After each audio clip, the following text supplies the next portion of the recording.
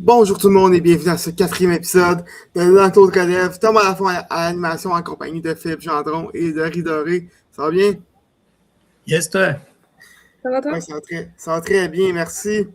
Aujourd'hui, on a un gros épisode pour vous parce que c'est la classique mondiale de baseball qui commence très bientôt, commence mercredi soir, en fait, jeudi officiellement à l'heure du Japon. Et on va vous analyser le tournoi au complet. On va pas faire chaque équipe, évidemment, parce que des équipes comme le Brésil, les Pays-Bas ou l'Angleterre, on s'entend, il n'y a pas grand-chose à dire sur eux. Mais on va vous analyser les forces en présence, ainsi que des joueurs à surveiller également pour ces plus petits pays. On pense entre autres à Travis Padziana du côté de l'Australie. Mais avant toute chose, vous expliquer un peu comment est-ce que le tournoi fonctionne. C'est quatre groupes de 5 équipes qui s'affrontent dans des poules, un peu comme les tournois de soccer ou de hockey, par exemple. Les deux meilleures équipes de chaque groupe vont ensuite s'affronter en quart de finale, et ainsi de suite, jusqu'à temps la finale du 17 mars qui va déterminer le champion de cette 5e classique mondiale de baseball. Je ne sais pas pour vous, mais moi, là, c'est l'un de mes tournois préférés, tout sport confondu. C'est vraiment quelque chose qui part bien à la saison comparativement aux autres années. Je ne sais pas si ça paraît, mais j'ai très hâte à ce tournoi. Je ne sais pas pour vous, là. Donc, commençons par notre pays, le Canada, qui va être dans le groupe A, en compagnie de Puerto Rico, Cuba, le Panama, ainsi que la Colombie, je ne me trompe pas. Ouais, Colombie. Donc, c'est un groupe qui est assez prenable pour le Canada, du moins beaucoup plus prenable qu'en 2025, alors qu'il était avec les États-Unis et le Mexique, entre autres. En regardant cet aliment-là, cette formation-là, pensez-vous qu'ils peuvent espérer se rendre au prochain niveau? Passer le groupe? Je pense que oui. Moi, je pense qu'ils peuvent finir deuxième dans leur poule pour au moins se rendre au quart de finale. Je pense que ils ont l'équipe pour le faire. Puis, comme tu as dit, ils sont dans un pool beaucoup moins fort que les années précédentes. Donc, je pense que tout est là pour le Canada pour au moins se rendre au quart de finale. Je suis d'accord. Là. En regardant l'alignement partant est très intéressant. On pense à un Bo Naylor qui est quand même très bon avec les Guardians. Édouard Julien également qui avait été très bon en 2023, qui a connu des années un peu plus difficiles avec les Twins dernièrement, mais on espère qu'il puisse reprendre sa forme avec l'équipe Canada et par la suite les Rockies.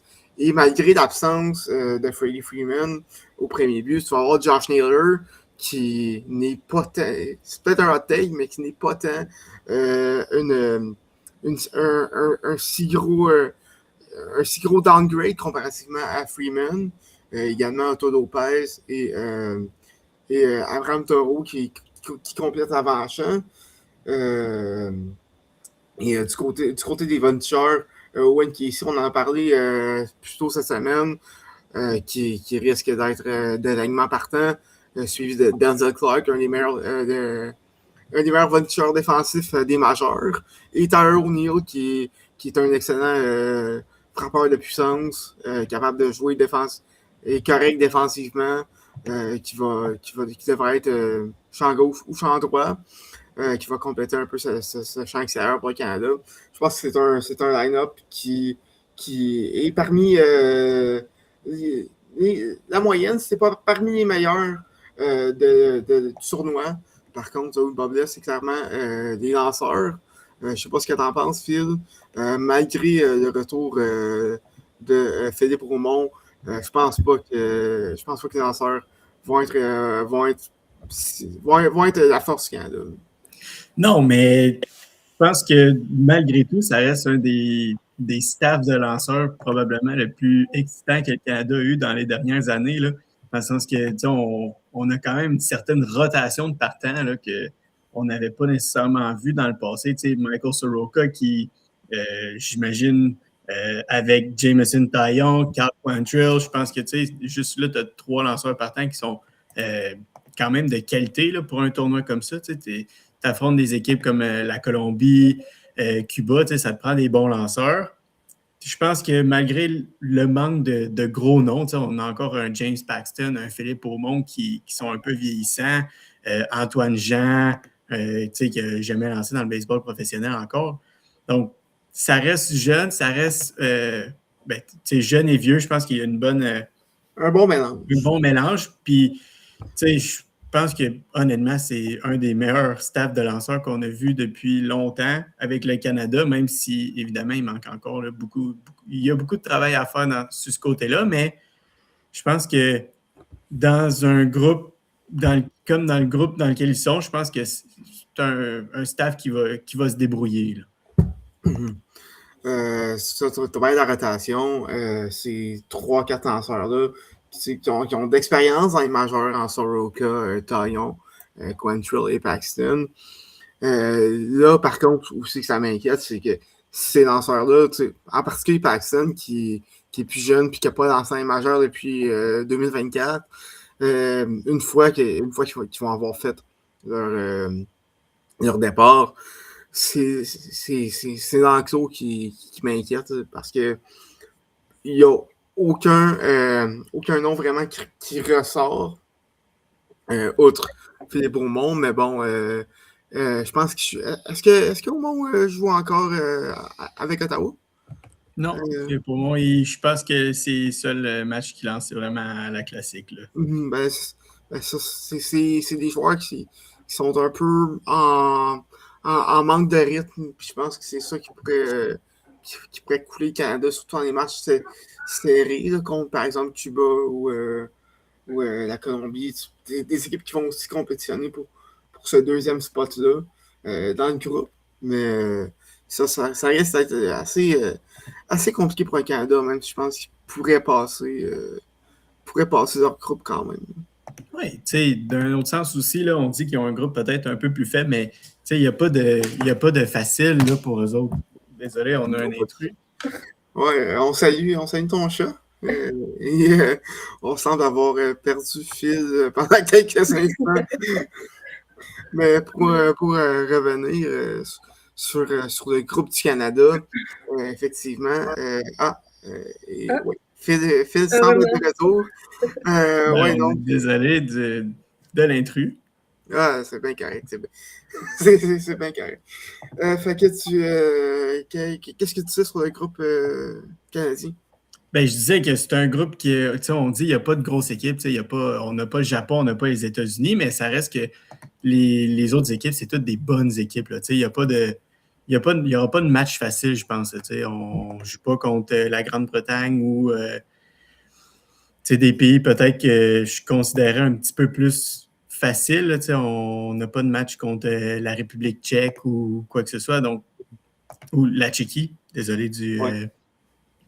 Mais je pense que ça reste quand même un pool intéressant là, avec 5 équipes qui sont quand même du même calibre, je trouve. Mm-hmm. Donc, ça va être serré chaque match, j'ai l'impression. Oui, surtout que du côté de l'autre, du favori un peu dans ce groupe-là pour Puerto Rico, il y a des gros absents. On parle de Francisco Lindor, Carlos Correa, Alexis Diaz, également aussi José Berrios et Emilio Pagan, entre autres, qui ne seront pas là pour des raisons d'assurance et de blessures. Ça a fait beaucoup jaser à l'annonce des équipes. Il y a même des rumeurs comme quoi que la Fédération portoricaine pensait retirer son équipe avant le début du tournoi. Donc, comment est-ce que vous pensez que Puerto Rico va réussir à composer avec ces absents-là on s'entend, c'est pas des joueurs qui vont être qui seraient sur le bout du banc aussi. Moi, je pense que ça va jouer contre eux, c'est sûr. Mhm. C'est sûr que. C'est ça. Ils vont. C'est quand même des gros joueurs là, qui sont pas là. Puis je pense vraiment que. C'est ça. Ça peut. Je sais pas si limite. Ouais, pas là. Je sais pas si limite. Je les mettrais pas non plus dans le top 2 à cause de. À cause de ces absences-là. Tu penses qu'il passerait pas le groupe? Ben, excuse-moi. Je pense qu'ils. Attends, je recommence. Ils vont passer le top 2, mais genre, une fois les quarts de finale, Ok. je suis pas sûre qu'ils vont être capables de passer ben, les quarts à cause de ces absences-là. Parce que oui, effectivement, dans le pool ils sont capables de finir premier. Mhm. Mais c'est une fois qu'ils passent les quarts de finale que là, ils vont comme jouer contre des plus grosses équipes, là, c'est certain. Fait que genre, je suis pas sûre qu'ils. Je pense qu'avec ces joueurs-là, ils auraient pu se rendre un petit peu plus loin que qu'est-ce qu'ils vont se rendre cette année, je pense. Ouais, je pense que je suis en accord. Vas-y, Phil. Vas-y. Ben, moi, je pense que. Ben, c'est sûr que ça joue contre eux, évidemment, mais je pense qu'ils ont passé de. Pas nécessairement une puissance, je pense que c'était pas une. Je les aurais pas vus, même avec ces joueurs-là, compétitionner, que ce soit avec le Japon ou les États-Unis. Mais je pense qu'ils sont rendus. Entre eux et le Canada, je pense que c'est assez similaire. Là. On a passé de. Dans ma tête, je les voyais peut-être avec ces joueurs-là en avant du Canada, mais là, le fait qu'ils ne soient pas là, je pense que c'est rendu sensiblement pareil là, pour moi. Je ne vois pas d'énormes différences entre les deux équipes. Tu regardes les joueurs, je pense que c'est sensiblement le même calibre. Là. Fait qu'on arrive quand même. Je pense que ça leur fait mal pour ça. Là. Ils passent de comme équipe qui peut-être compétitionner. Puis je dis contre les États-Unis, ils n'auraient peut-être pas gagné, mais un match, on ne sait jamais. Là. C'est ça. Il s'agit d'une performance incroyable d'un lanceur partant comme Seth Lugo ou peu importe, puis tu peux ramasser le match. Là. Mais je pense que ça fait mal là, pour Puerto Rico. Ouais, mais malgré l'absence, ils n'ont quand même pas un mauvais club. Bon, ils ont quand même Edwin Diaz, qui, on l'espère, va pas se blesser en célébrant cette année. Mais également, tu parles de Seth Lugo, qui va probablement être l'as de cette rotation-là. Également, du côté des joueurs de position, ils ont Nolan Arenado, qui va jouer pour le Puerto Rico après avoir été avec les États-Unis lors des deux dernières éditions, en 2017 et en 2023. En 2023, il avait été excellent, frappé pour au-dessus de 500. Il avait été une pièce maîtresse de cette équipe américaine jusqu'en finale. Mais tu regardes ça, le bon Martin Maldonado, qui, bon, il va pas être ça pour son bâton, évidemment, mais défensivement, c'est un excellent receveur qui va être là. Et du côté des voltigeurs, bon, il y a Willie Castro et Elliot Ramos qui ont d'expérience dans les majeurs. Même au-delà de l'expérience, sont des partants dans leur équipe. Et Eddie Rosario, on s'en souvient, en 2021, avait été le héros des Braves dans leur parcours vers la Série mondiale, même s'il n'a pas joué depuis l'an dernier. Dans les majeurs, devrait être de la formation partante pour cette équipe-là. Donc, comme tu as dit, c'est pas une équipe qui saute aux yeux, mais qui devrait au moins pouvoir sortir du groupe et peut-être surprendre encore des finales, dépendamment qui sort dans les autres groupes aussi. Je ne sais pas s'il y a d'autres choses à rajouter pour cette équipe portoricaine. Non. D'abord, j'ai un débat pour vous, parce que regardant les formations, je veux savoir c'est qui la meilleure équipe du tournoi, surtout entre les États-Unis et la République dominicaine. Je trouve ça très proche, pour ma part. Vas-y, Laurie, je te laisse y Ouais, aller. je réfléchis, là, ça va être dur. Là. Mais non, je pense que j'irai avec les États-Unis. Mais en même temps, ils sont tellement proches, là, ces deux équipes-là. Là. Je veux dire, c'est assez dur comme de décider, mais mettons que je décide, j'irai avec les États-Unis. Là. J'aime bien toutes. Là, dans le fond, ils ont toutes les puissances là, avec Judge surtout. Je veux dire, je les vois pas. Je les vois gagner, en fait. Je sais qu'ils ont perdu contre le Japon en 2023, mais je pense que je les vois gagner le tournoi. Donc, je peux pas ne pas aller avec eux pour la meilleure équipe du tournoi. Là. Mais ouais, je pense qu'ils vont faire des ravages. Là. Ils vont monter. Ouais, ils vont. Ouais, c'est ça. Ils vont faire des ravages durant le tournoi. Puis je pense c'est ça. Ils vont montrer. Ils vont vouloir. C'est sûr qu'ils vont vouloir se racheter de leur défaite en 2023. Là. J'allais dans le même sens. Je sais pas pour toi, Tom, j'allais dans le même sens. Je vais peut-être faire l'avocat du diable, mais ma raison pour laquelle je prends les États-Unis, c'est tu as les deux gagnants du trophée Cy Young dans ton équipe. Avec Logan Webb, comme probablement qui va faire le troisième partant, j'imagine, dans cette rotation-là. Je ne sais pas comment est-ce que les États-Unis vont jouer ça, mais je pense que Paul Skeens, Terry Skubal, c'est ça qui lance en demi-finale finale. Je suis désolé, mais ça va être très difficile de faire des points. Mais du côté de la République, je pense que si on regarde l'alignement partant, ça n'a juste aucun sens. Vlad Guerrero, Manny Machado, Jeremy Peña, Ketel Marte, Caminero. Puis, tu regardes le champ extérieur avec J-Rod, Juan Soto, Fernando Tatis Jr. Je pense que tu peux pas avoir mieux que ça, là, mais en tout cas. Ben, c'est quatre candidats au MVP, là, en fait, mais pour counter un peu ton point sur les États-Unis, les lanceurs, je sais pas si tu as vu, mais Paul Skeens et Logan Webb vont être limités à seulement 2 départs dans le tournoi. Et Tarik Skubal va seulement lancer contre la Grande-Bretagne avec une limite de 55 lancés. À quel point vous pensez que ça va impacter l'équipe américaine? Je sais que Finn a dit que c'est ça qui va faire la différence.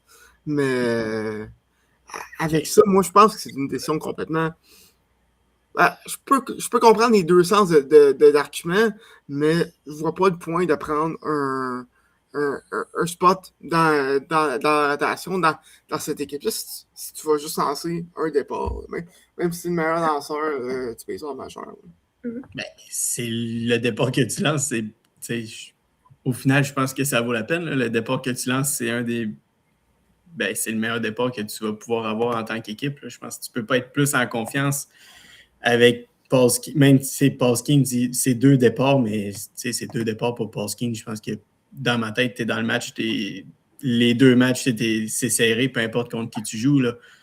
Donc, je pense que ça vaut peut-être la peine. Selon moi, tu ne peux pas dire non à un joueur comme ça. Là.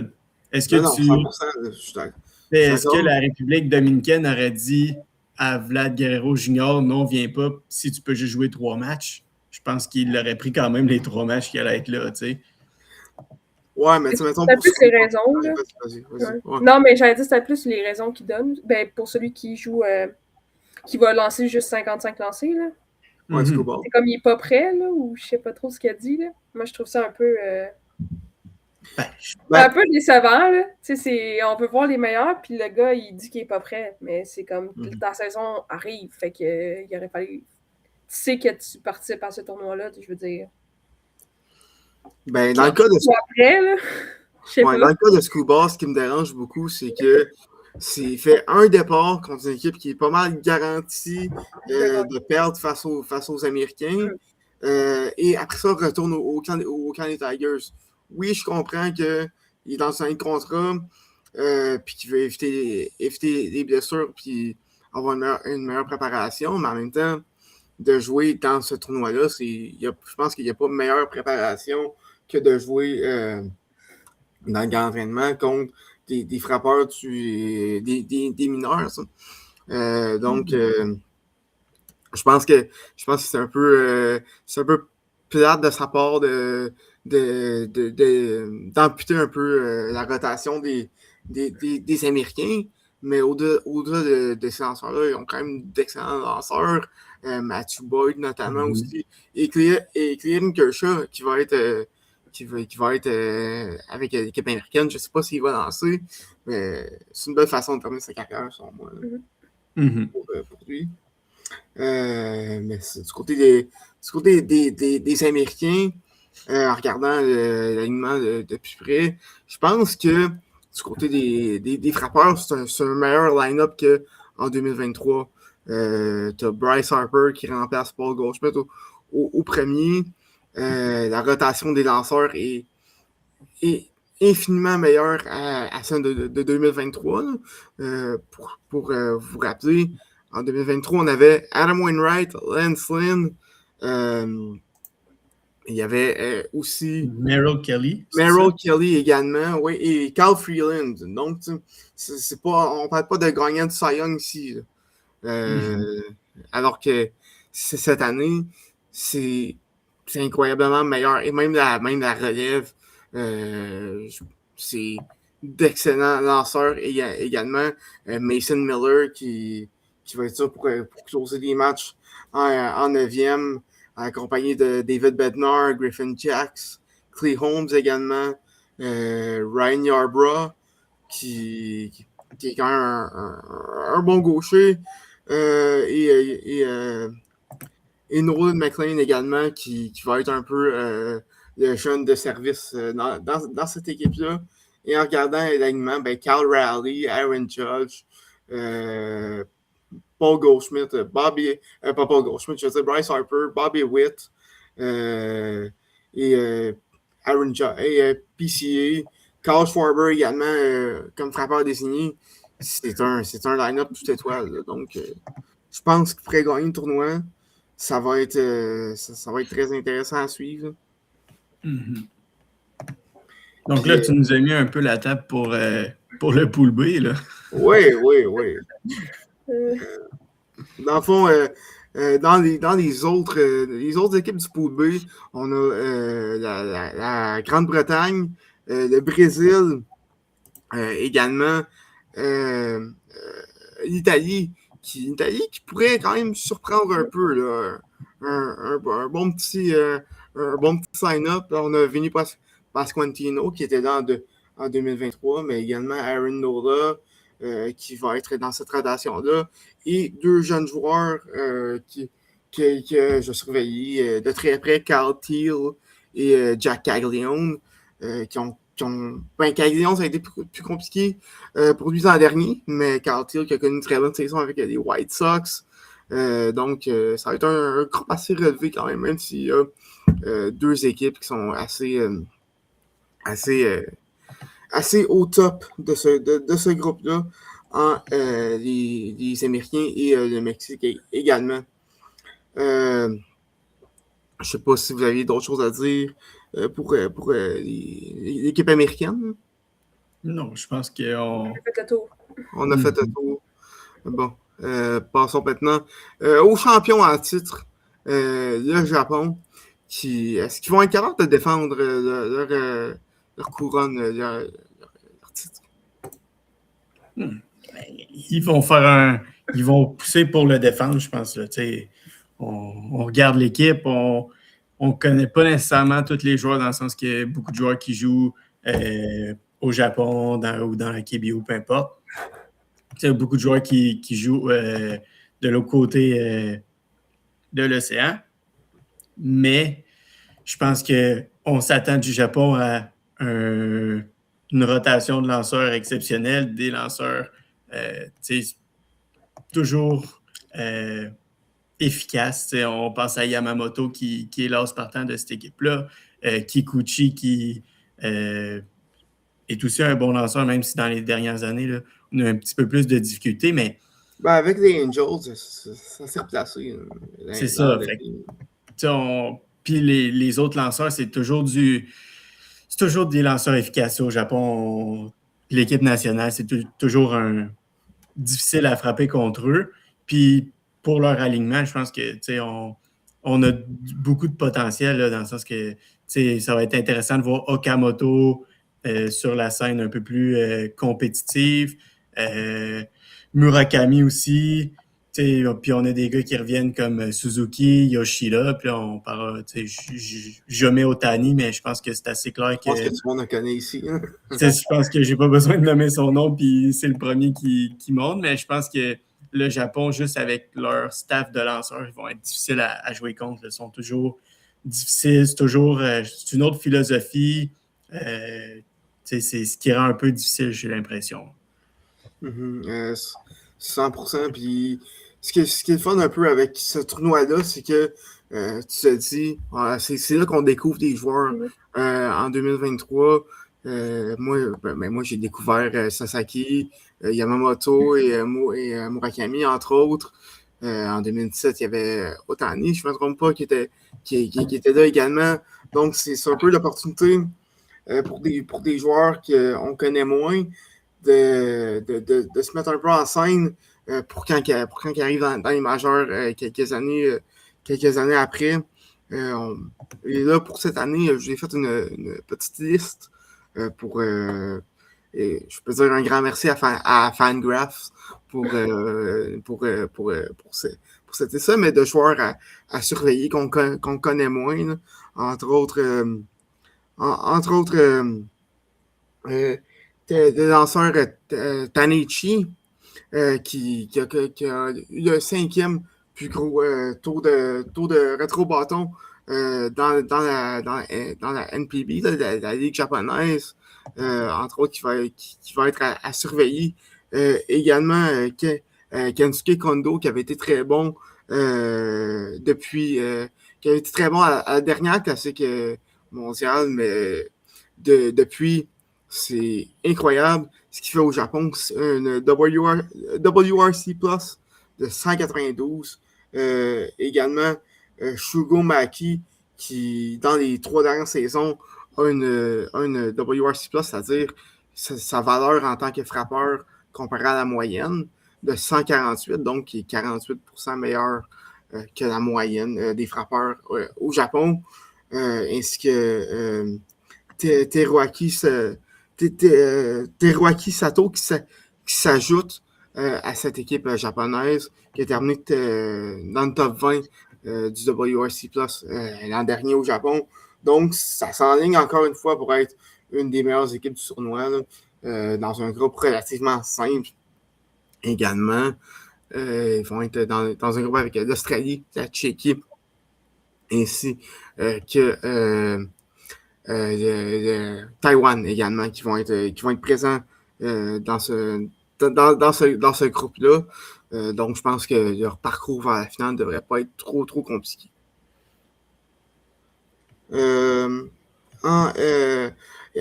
Également, une autre équipe que je surveille, en fait, qui va être à surveiller dans cette équipe-là, c'est le Venezuela. Et malgré un staff de lanceurs qui va être qui est un peu moins qui est un peu moins tape à l'œil, l'alignement, surtout à la défense, va être absolument incroyable dans ce tournoi-là. Je ne sais pas ce que vous en pensez, mais je pense que c'est facilement dans le top 5 des meilleurs alignements du tournoi.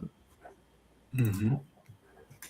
Écoute, moi, c'est tout, pour être honnête, c'est toutes des équipes que je connais un peu moins. C'est sûr qu'il y a des joueurs là-dedans que je reconnais, mais c'est ça qui fait la beauté du tournoi, c'est qu'on, comme tu as dit, Thomas, c'est qu'on découvre des joueurs, on découvre des équipes qu'on connaît moins. Puis non, moi, je suis, sans répondre vraiment à ta question, je suis juste vraiment excitée. J'ai vraiment hâte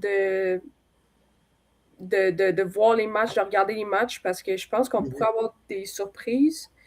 Puis on pourrait voir aussi des joueurs qu'on entendait moins, qui font surface plus que qu'est-ce qu'on aurait pensé. Mais ouais, comme mettons une équipe comme le Venezuela, moi je connais un peu moins. J'ai juste vraiment hâte. C'est sûr que je vais écouter leur match puis pour découvrir, comme tu dis, leur défensive. Là, fait que écoute, moi, Ouais. on en parle, puis j'ai juste vraiment hâte, dans le fond. Ouais, ben, J'ai écoute, vraiment hâte de tout voir ça, là. c'est un peu ça, hein, c'est pour mettre un peu d'eau à la bouche Yes. qu'on fait ça, mais pour t'informer un peu sur cette équipe-là, il y a les frères Contreras, William et Wilson, qu'on connaît dans les majeurs, qui sont excellents. Salvador Perez, qui revient dans cette équipe-là. Andrés Jiménez, qu'on connaît avec les Blue Jays. Aussi, Michael Garcia, qui est l'un des meilleurs troisième but défensif des majeurs avec les Royals, qui fait ça également avec Gleyber Torres, des Tigers.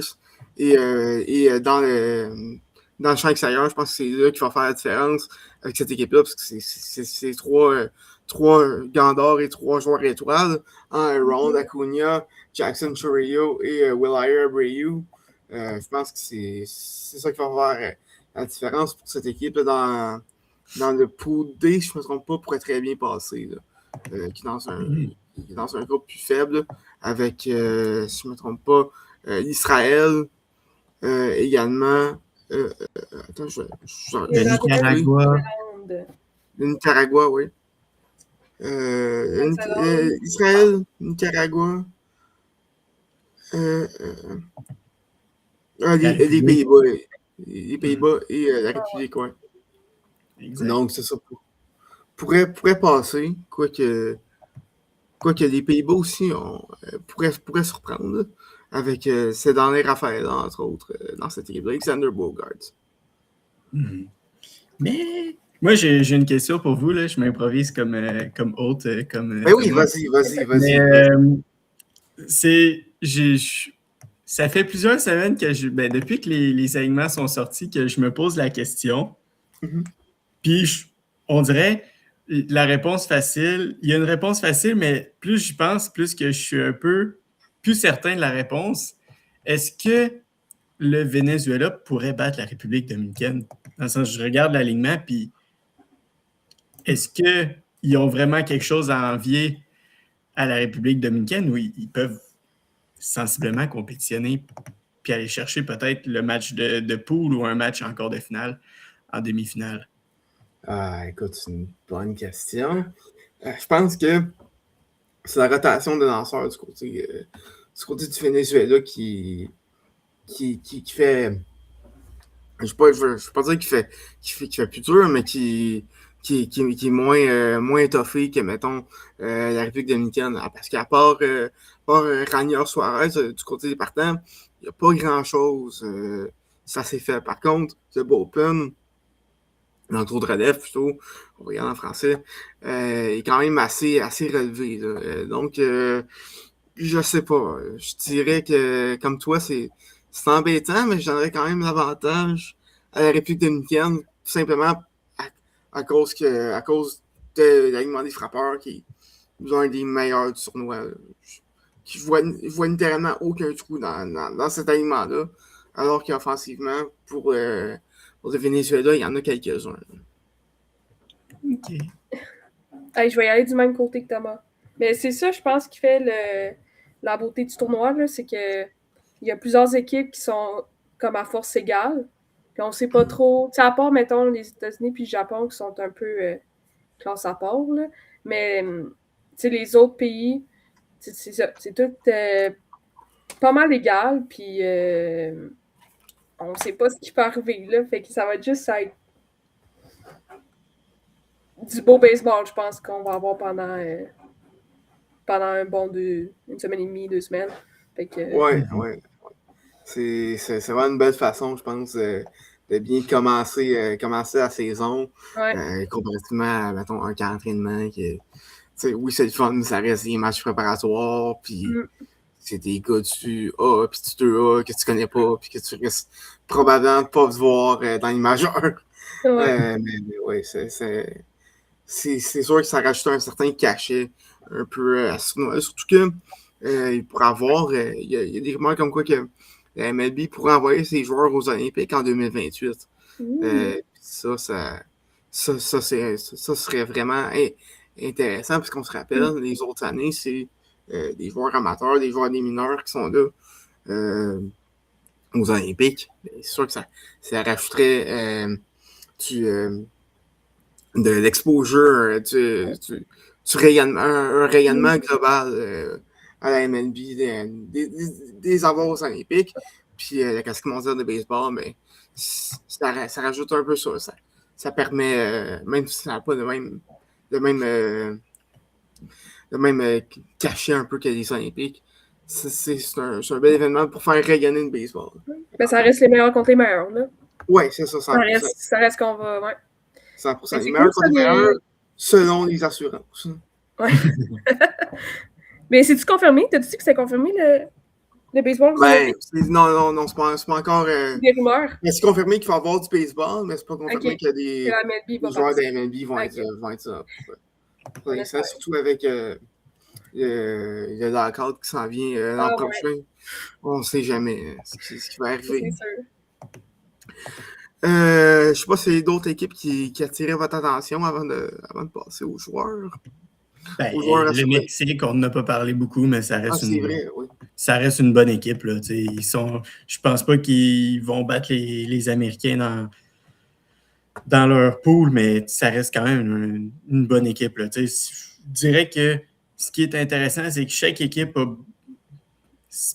à part peut-être les 3 grosses équipes que je vois, que ce soit la République dominicaine, les États-Unis ou le Japon, pour le reste, je pense qu'il y a un bon bracket d'équipes similaires. Là, puis je pense que le Mexique joue un peu là-dedans, là, dans le sens qu'ils ont des bons joueurs, il y a plusieurs points d'interrogation, mais ça reste que je les vois pas dominer, mais je les vois pas se faire dominer non plus. Là, on fait juste regarder le champ extérieur, Alec Thomas, qui c'est un petit peu plus difficile depuis quelques années, mais il a montré qu'il pouvait être clutch en séries éliminatoires avec les Diamondbacks. À part ça, Randy Arozarena, c'est un peu la même chose. Là. C'est un gars qui rentre dans le tournoi. Là. C'est un des joueurs les plus clutch. Une bonne lancée. C'est ça, c'est un joueur qui est excitant, qui amène un peu tout le monde avec lui. Jarren Duran aussi, qui est un bon leader qui est toujours reliable. Tu sais qu'il va faire un bon travail, qu'il va donner des bonnes apparitions au bâton. Fait que je pense que c'est, encore une fois, c'est une autre équipe qui est comme middle of the pack, mais qui va, tu sais sais jamais qui va sortir de là. Mm-hmm. Oui, 100%. Puis également, pour embarquer sur son point, pour le Mexique, il y a également Alejandro Kirk. On l'a vu cette année en série. C'est un joueur qui vraiment va élever son jeu d'un cran ou deux quand ça compte. Puis même si c'est le début de la saison, je ne serais pas surpris de voir mener cette équipe-là du Mexique. Peut-être jusqu'en demi-finale. Où est-ce qu'il s'était rendu lors de la dernière édition du tournoi. Et l'avant-champ également qui a surveillé Jonathan Aranda, qui a connu une très bonne saison avec les Rays, qui était là également il y a 3 ans, qui a pris beaucoup plus d'expérience. Puis sinon, c'est des joueurs qui, sans être des vedettes, sont assez, comme tu as dit, reliable. Nacho Alvarez, avec les Braves, qui a vraiment step up l'an dernier en l'absence de Austin Riley. Même chose pour Rod Tellez qu'on connaît, qui a déjà joué à Toronto. Et Luis Urias, qui est un bon joueur du Trinité avec Milwaukee et Boston. Joey Ortiz également, un peu le même rôle aussi. Donc, c'est comme tu as dit, c'est une équipe middle of the pack qui peuvent surprendre. On ne sait jamais. Ça reste un match. Puis au baseball, s'il y a un sport qui peut aller d'un bord comme de l'autre sur un match, c'est bien ça. Donc c'est ça.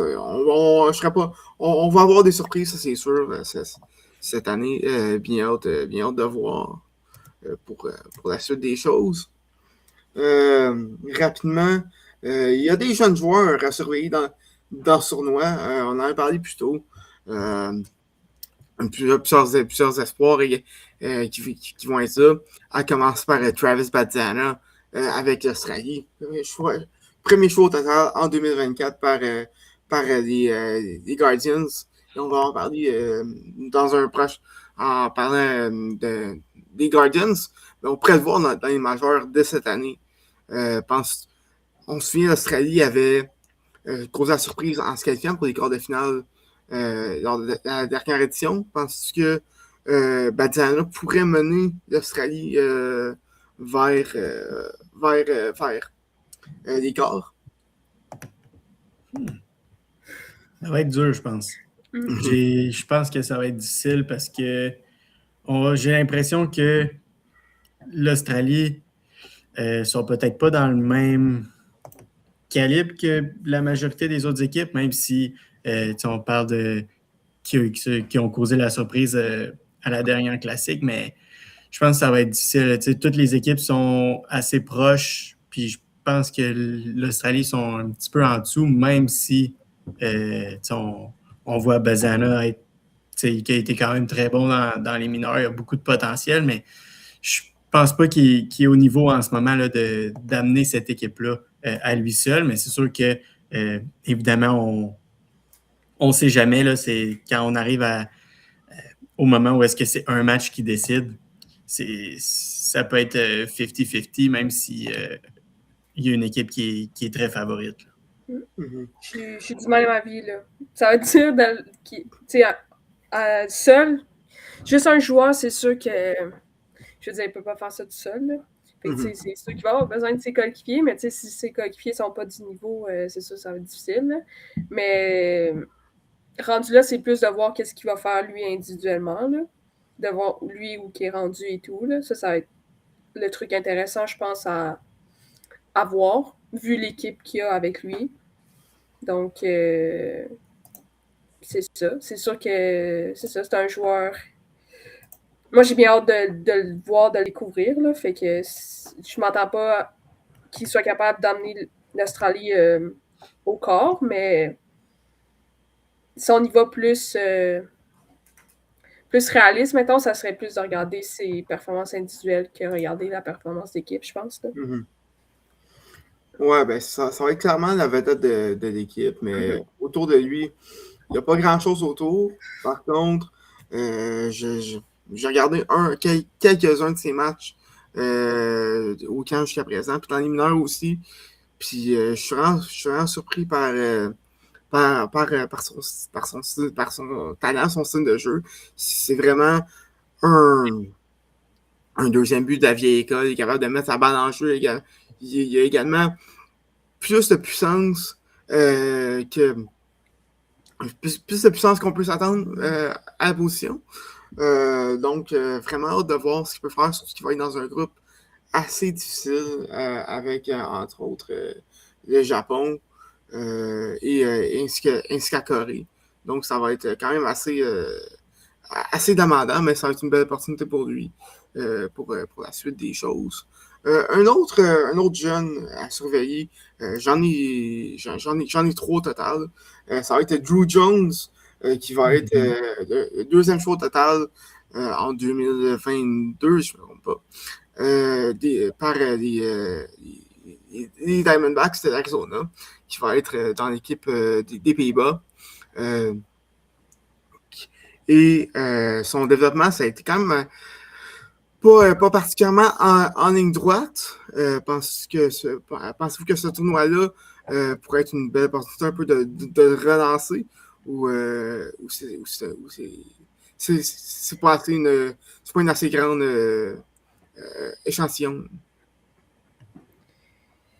Ben, c'est sûr que c'est une petite échantillon, effectivement. Mais c'est sûr que s'il peut utiliser ce tournoi-là pour se relancer puis partir la saison du bon pied, je veux dire, ça peut être que du positif, là. Mais c'est sûr que, tu sais, on peut pas... Tu sais, c'est une longue saison de baseball, là, fait que ça peut changer... 100%. Ça peut changer à tout moment, là, mais je pense que c'est une belle vitrine, puis aussi un bon moment pour lui, justement, de commencer du bon pied, là. Parce que, justement, il y a la saison qui s'en vient, fait que... Mais oui, je pense que c'est ça. Non, je pense que moi aussi, je suis d'accord avec toi, là, dans le sens que Drew Jones, dans les mineurs jusqu'à maintenant, il n'a pas nécessairement été. Il n'a pas rempli les attentes qu'il y avait sur lui. Euh, on le voyait probablement. Tout le monde était surpris quand il est sorti deuxième au total là, à son repêchage. Et tout le monde le voyait sortir premier. Un gars qui sort de l'école secondaire, tout le monde le voyait comme un futur Gandor au chancentre avec un bâton qui est en haut de la moyenne, qui excelle. Défensivement, je ne pense pas que c'est un problème pour lui Non, c'est encore vrai. à ce jour. Là. Je pense que dans le tournoi, ce ne sera pas ce qui va lui coûter sa place dans l'alignement ou des matchs, mais c'est ce qui va être intéressant, c'est de le voir à l'œuvre contre des lanceurs calibre des ligues majeures, de voir comment est-ce qu'il est capable de se comporter. On sait que Drew Jones a eu beaucoup de difficultés dans les mineurs aussi, juste à faire contact avec la balle. Donc, beaucoup de retraits sur des prises. Puis je pense que ça va être intéressant de le voir là, contre des lanceurs un petit peu plus expérimentés là, dans un tournoi comme ça. Je pense que justement, ça peut le mettre en confiance. En particulier de ce que tu sais, c'est problèmes de contact. Mais je pense juste que le bâton va pas suivre personnellement pour les majeurs. Mais si je peux me tromper, puis il peut surprendre du monde cette saison, surtout avec son offensive, je serais très heureux pour lui. En terminant, un de mes préférés du dernier tournoi, on en a parlé lors du dernier épisode, c'est Harry Ford, le receveur de l'Angleterre, qui avait surpris beaucoup de monde avec son excellent tournoi en 2023. Va maintenant compétitionner pour le poste de receveur chez les Nationals de Washington. Phil, on pense que sa présence au tournoi pourrait impacter cette course entre lui et Keibert Ruiz à Washington. Je pense que oui. D'un autre sens, il ne faut pas oublier le contrat à Keibert Ruiz. Je pense que ça aussi, ça joue dans la balance, dans le sens qu'il est signé à long terme.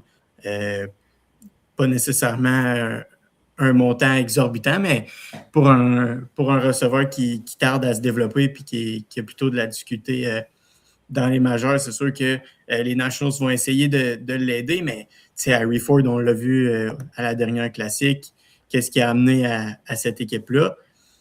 Puis, je pense que s'il connaît un bon tournoi, il va retourner en confiance.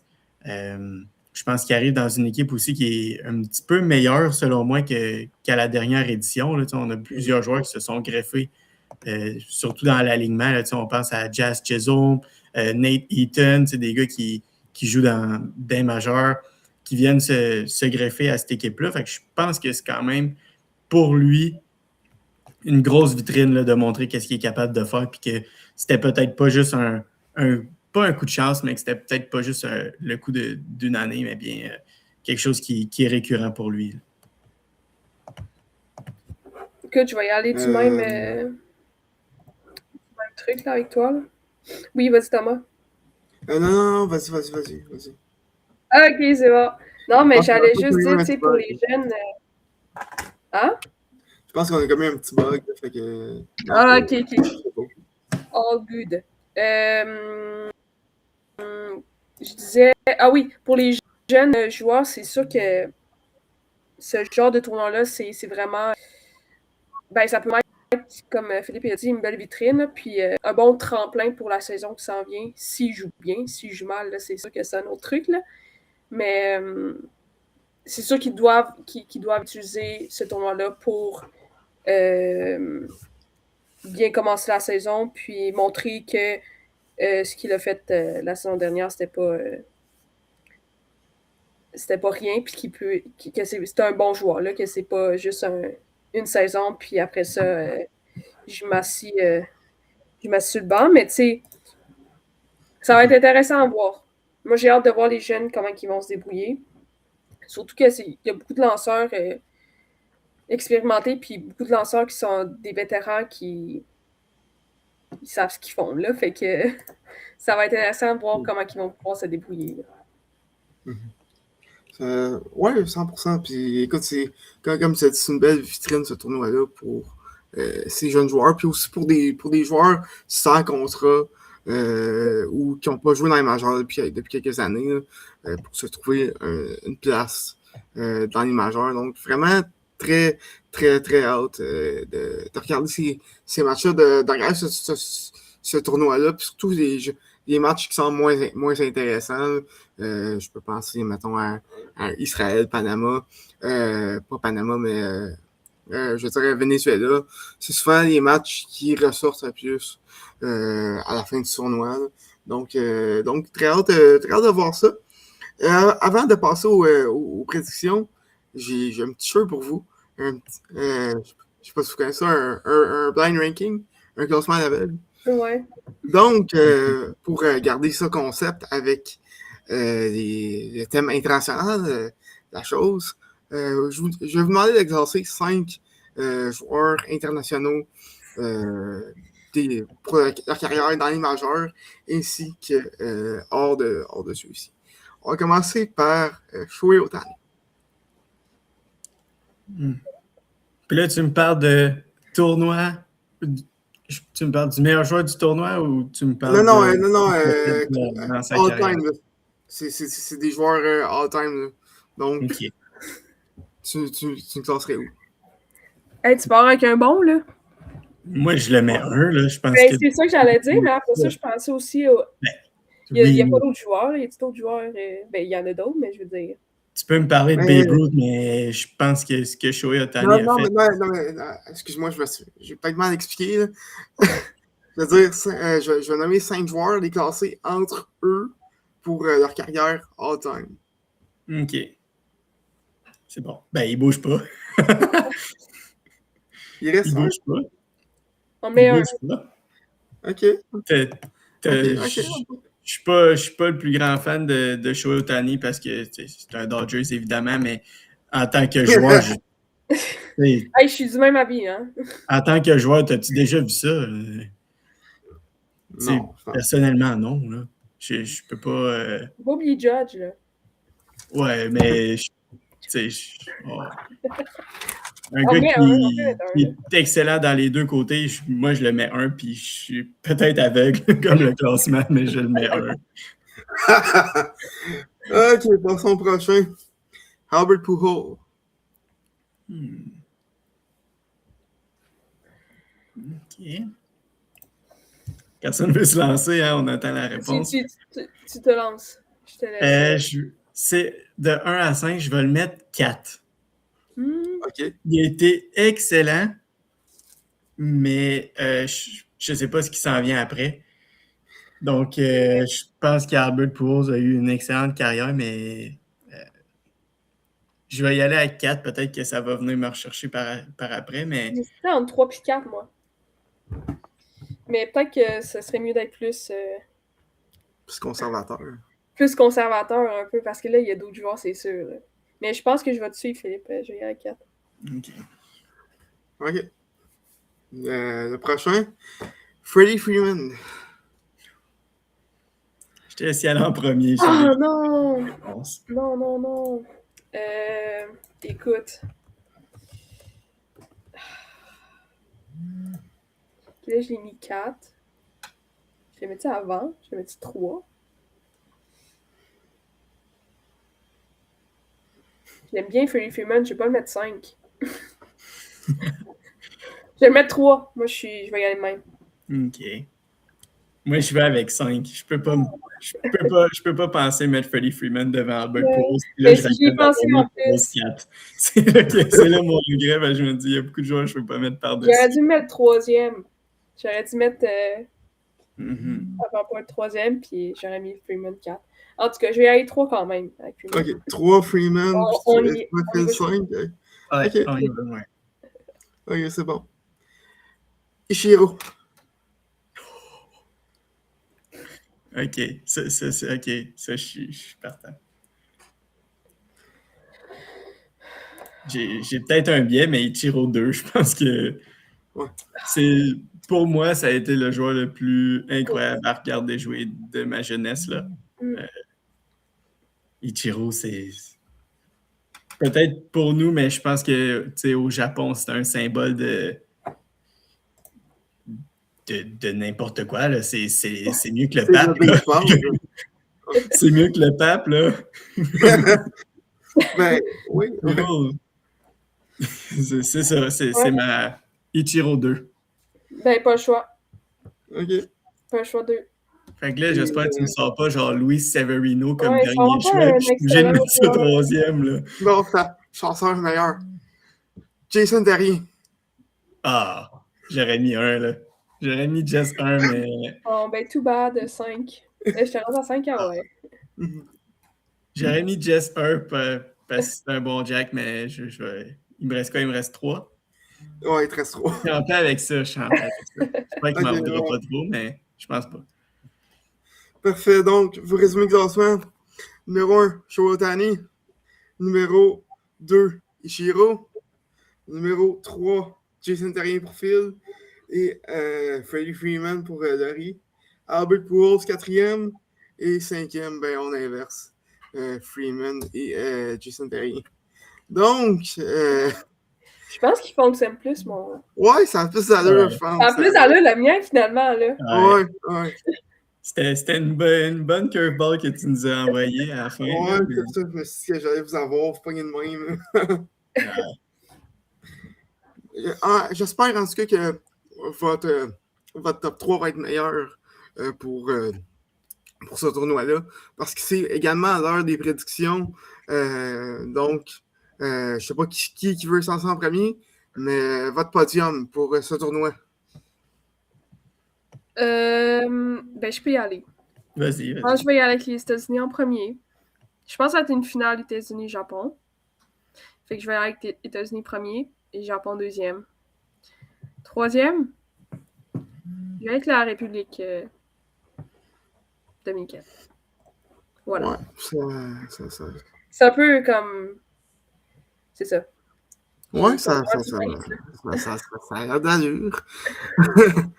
Je vais y aller. Vas-y. Avec,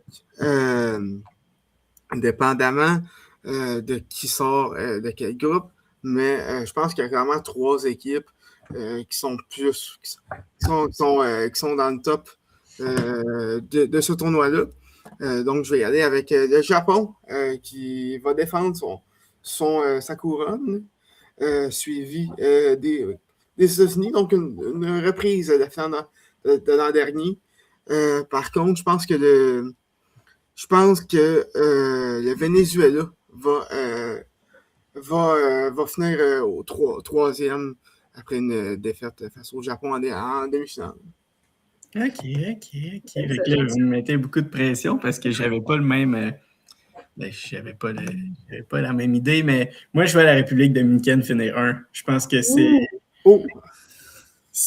Il y a beaucoup trop de talent, puis si ça clique ensemble, je pense que j'ai l'impression que des gars comme Vladdy, comme Soto, ça va se lever dans les moments opportuns. Fait que moi, j'irai avec ça. Je pense que c'est mon gut feeling. J'y vais avec ces gars-là. On sait qu'ils vont être bons. Puis après ça, je pense que ça va être une finale contre les États-Unis. Puis je vois peut-être pas les États-Unis gagner, malheureusement. Puis en troisième position, le Japon. Je pense que rendu à la demi-finale, ça va être 2 finales qu'on va voir. Là, peu importe les 4 équipes gagnent. Je pense qu'on va avoir 2 finales, puis on va avoir une finale des finales, mais c'est... Moi, je vais avec la République, les États-Unis, puis le Japon. Ouais, écoute, c'est fun parce qu'on a au moins 3 classements différents. Donc, c'est 3 mêmes équipes. J'aime ça. C'est ça, il y a comme 3 équipes qui se séparent du lot, c'est ces 3-là. Donc, à moins que vous ayez d'autres choses à rajouter sur le tournoi, ça fait une tour pour notre épisode sur la Classique mondiale de baseball. On espère que vous êtes prêts pour le tournoi, que vous savez tout ce qu'il y a à savoir pour ce tournoi-là, que vous êtes excités. Et on vous souhaite un excellent tournoi. Merci également à Phil et Laurie d'avoir été présents lors de cet épisode. Merci également d'avoir été à l'écoute. On espère que vous avez apprécié. Et n'oubliez pas de vous abonner sur Spotify, YouTube, Instagram, TikTok, toutes les plateformes qu'il faut. Et on vous souhaite un bon tournoi. Pour notre part, on va être de retour la semaine prochaine pour un épisode sur la centrale américaine avec des Tigers, des Guardians et des Royals vont remporter cette division-là. Ça reste à voir. Ça va être assez intéressant. Donc, merci d'avoir été à l'écoute. Et on s'en parle la semaine prochaine.